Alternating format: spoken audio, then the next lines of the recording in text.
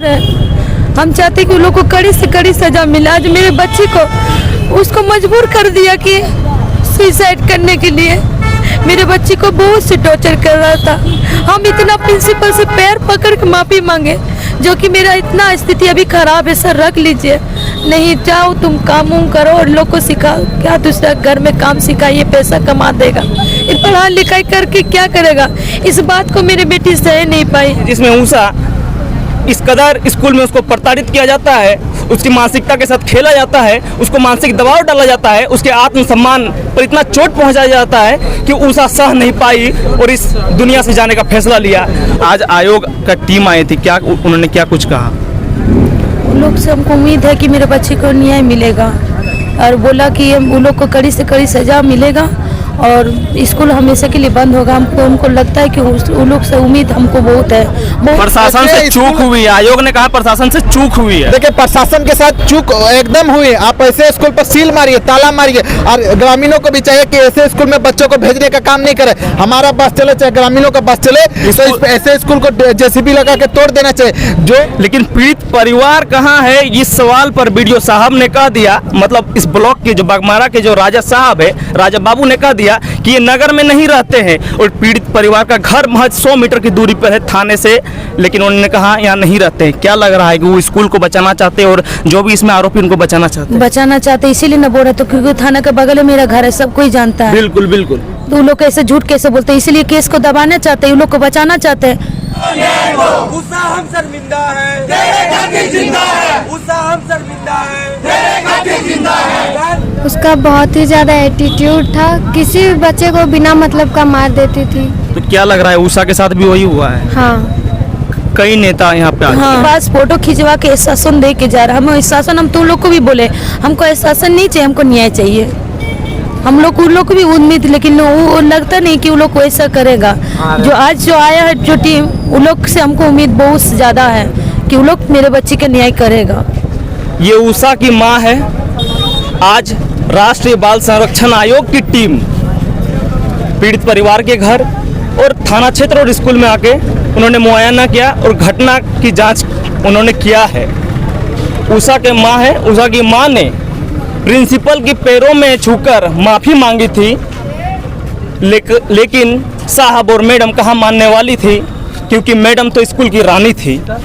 अगर प्रिंसिपल साहब ने माफ़ कर दिया होता ऊषा को, तो आज ऊषा हमारे बीच होती और माँ के चेहरों पे मुस्कान होती, माँ के चेहरों पे मुस्कान होती। मैं बात कर रहा हूँ ऊषा की। विगत दिनों एक घटना घटती है जिसमें ऊषा इस कदर स्कूल में उसको प्रताड़ित किया जाता है, उसकी मानसिकता के साथ खेला जाता है, उसको मानसिक दबाव डाला जाता है, उसके आत्मसम्मान पर इतना चोट पहुंचाया जाता है कि ऊषा सह नहीं पाई और इस दुनिया से जाने का फैसला लिया। और जाते जाते ऊषा ने एक लेटर पैड पर, सुसाइड नोट पर लिखती है कि मेरे मरने के बाद थाना प्रभारी महोदय आप मुझे इंसाफ दिलाइएगा। लेकिन वो इंसाफ अभी साफ सुथरा या सही ढंग से नज़र नहीं आ रहा है। ये माँ ही बताएंगी कि कानून और प्रशासन की कार्रवाई से माँ जी कितना खुश है आप? एकदम खुश नहीं। जो कि मेरा डिमांड था कि स्कूल बंद होने के लिए, वो नहीं हुआ।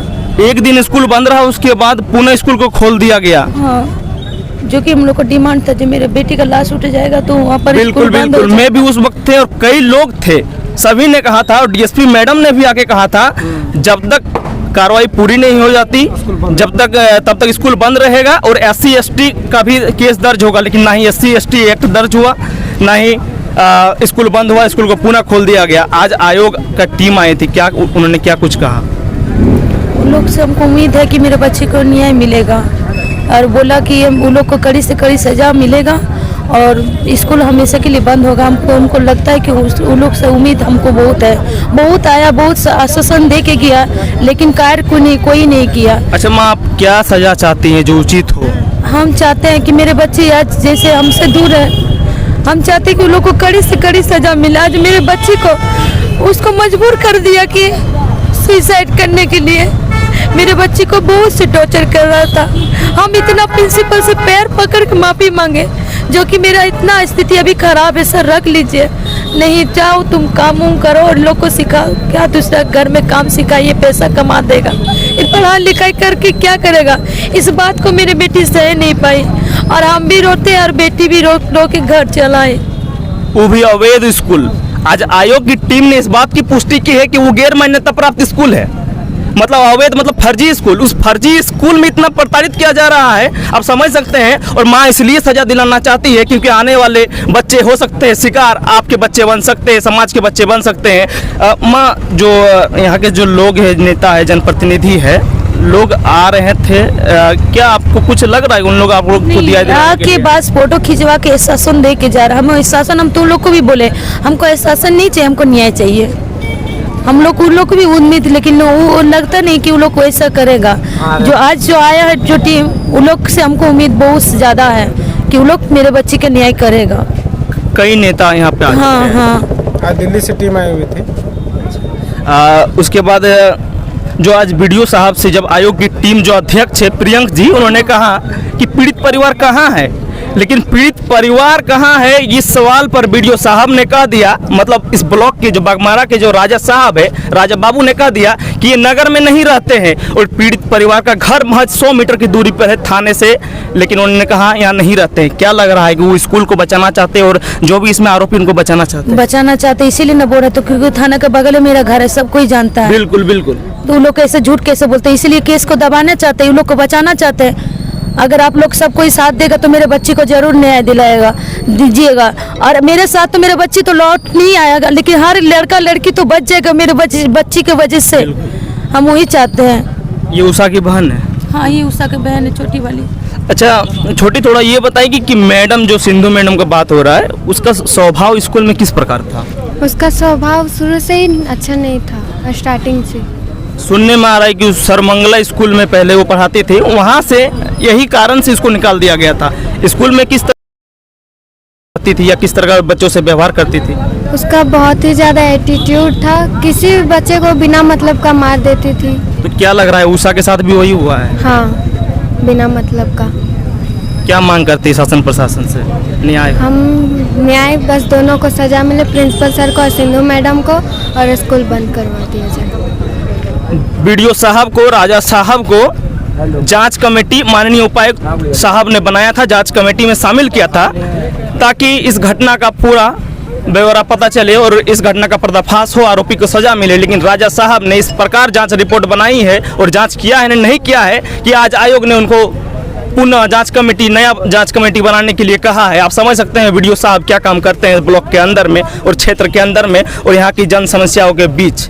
जन समस्या है तो उनसे दूरी रही, लेकिन इस न्याय के मामले में, उषा के मामले में भी उनकी लापरवाही देखी गई है और प्रशासन की भी लापरवाही देखी गई है। आयोग ने कहा है, मैंने नहीं कहा है, नहीं मां ने कहा है, नहीं यहाँ के लोगों ने कहा। हमारे साथ यहाँ पे और युवा है, उनसे भी जानने की कोशिश करेंगे। अजीत जी, आप घटनाक्रम में उस दिन रोड पे जाम कर दिए थे, क्या कुछ हो रहा था?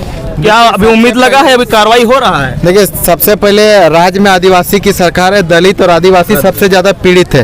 तो आज जिला में भी जिला शिक्षक जो अधीक्षक है, खुद एक एससी समाज से आते हैं, दलित समाज से आते हैं। इस समाज की एक पीड़ित बच्ची के साथ अन्याय हुआ है। आज उषा हमारे बीच नहीं है, इसका कारण कहाँ का? सीधा सीधी प्रशासन पर जा जाए। आप सोचिए कि बीच बाजार में थाना से 100 मीटर दूरी पर एक फर्जी स्कूल चला है, ना उसको CBSE से मान्यता प्राप्त हुई है, ना वो मानदंड पर खड़ी होती है। हाई स्कूल चलाने के लिए CBSE का पूरा गाइडलाइन पढ़िएगा तो उसमें आपको दिखाया गया उसमें कि आपको खेल का ग्राउंड होना चाहिए, सीमित वर्ग फुट में क्लासरूम होना चाहिए और तमाम सुविधाएं होना चाहिए। ना स्कूल में प्ले ग्राउंड की सुविधा है, ना विभिन्न प्रकार की सुविधा है। जी, स्कूल प्रबंधक और मैडम को तिलक से क्यों परेशानी थी? देखिए, सोची समझी साजिश अभी पूरे झारखंड साथ में पूरे भारत में चल रही है धर्मांतर करने की। अभी क्रिश्चियन समुदाय जिस तरह पैसों के लालच में, दबाव के लालच में मारपीट करके धर्मांतरण का अभी तक भूत सवार है उन लोग पर। हिंदू बेटा बेटियों को क्रिश्चियन की में जबरदस्त ये स्कूल भी क्रिश्चियन के मतलब उसी के में चल रहे हैं। एकदम झारखंड में जितना क्रिश्चियन स्कूल है जो धर्मांतरण करने का प्रयास करे, इन पर जल्द से जल्द जांच हो, चाहे डिनोबली हो, चाहे ST के थॉमस हो। सब स्कूल की एक सोची समझी मानसिकता है कि हिंदू बेटा बेटी को परेशान किया जाए उनको लोभ के माध्यम से चाहे प्रलोभन के माध्यम से क्रिश्चियन धर्म में परिवर्तन किया जाए, ये आज से नहीं थी। जब से भारत राज्य में आप देखिए कि क्रिश्चियन की जनसंख्या इतनी तेजी से झारखंड में क्यों बन रही है, आखिर जिला प्रशासन को भी चाहिए ऐसे स्कूलों पर आप प्रशासन स्कूल को क्यों बचाना चाहती है? देखिए प्रशासन अलग बात है, प्रशासन क्यों बचाना चाहती है, लेकिन हम लोग बचने नहीं देंगे। प्रशासन से चूक हुई है, आयोग ने कहा प्रशासन से चूक हुई है। देखिए प्रशासन के साथ चूक एकदम हुई है। आप ऐसे स्कूल पर सील मारिए, ताला मारिए, और ग्रामीणों को भी चाहिए कि ऐसे स्कूल में बच्चों को भेजने का काम नहीं करे। हमारा बस चले चाहे ग्रामीणों का बस चले, तो ऐसे स्कूल को जेसीबी लगा के तोड़ देना चाहिए। जो हिंदू बेटा बेटियों के साथ को क्रिश्चियन धर्म में परिवर्तन करने का दबाव बनाए, तमाम स्कूलों को आप ताला मारिए, सील मारिए। आखिर भारत को जब हिंदू राष्ट्र कहा जाता है, हिंदू यहाँ सुरक्षित नहीं है, दलित सुरक्षित नहीं है,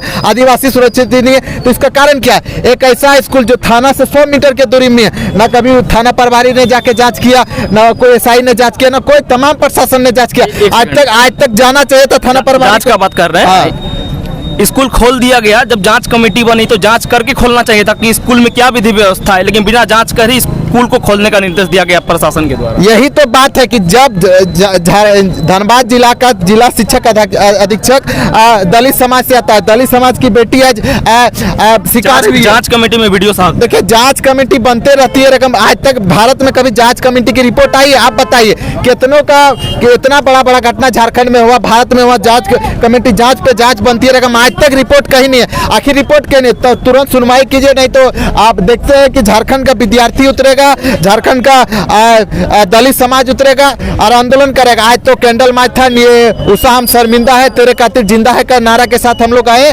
कि उषा के दोषियों को सजा दे, उषा के दोषियों को सलाखों के पीछे करे। देखिए धारा भी चेंज नहीं किया गया। जब लड़की दलित समुदाय से आती है तो इस पर हरिजन एक्ट लगाना चाहिए था, रकम अभी भी हरिजन एक्ट से काफी दूर है। उनके द्वारा बोला गया कि चार्जशीट के बाद हरिजन एक्ट लगाया जाएगा, रकम जिस समय चार्जशीट किया गया था उसी समय यदि हरिजन एक्ट लगता तो बढ़िया रहता। कहली दलित समाज के जो भारत के संविधान में भीमराव अंबेडकर के द्वारा उनको सुरक्षा प्रदान किया गया कि दलित समाज से जो आते हैं, आदिवासी समाज से आते हैं, उनको एक सुरक्षा कवच दिया गया। रकम आज तक इस प्रकार अवहेलना करना गलत बात है। सीधा सीधी हम लोग मांग करते हैं कि जब तक उषा के जो जिनके वजह से उषा ने आत्महत्या की, हम तो इसे आत्महत्या नहीं इसे हत्या के श्रेणी में लाते हैं। आखिर क्यों कोई बेटी बिंदी लगा के देखिए झारखंड में और बात करें भारत में तो बिंदी लगाना, मौली सूता पहनना ये हिंदुओं का पवित्र चीज है। आप इसकी मनाही नहीं कर सकते। यदि मैं कॉलेज जाऊँ और मनाही किया जाए कि मौली सूता पहन के आप एंट्री नहीं किए जाते तो इसका हम लोग विरोध करते रहेगा। वो छोटी बच्ची, नाबालिग बच्ची उस कदर से इस बात को सही ढंग से ना गार्जियन के पास रख पाई, ना सही ढंग से, इसलिए मानसिक पीड़ा में आकर इसको आत्महत्या तक का कदम उठाना पड़ा। तो ऐसे तमाम प्रशासनिक अधिकारी को चाहिए कि ऐसे स्कूल पर, प्रिंसिपल पर, शिक्षिका पर, तमाम शिक्षक जितने भी वहाँ पे टीचिंग स्टाफ सब पर कार्रवाई का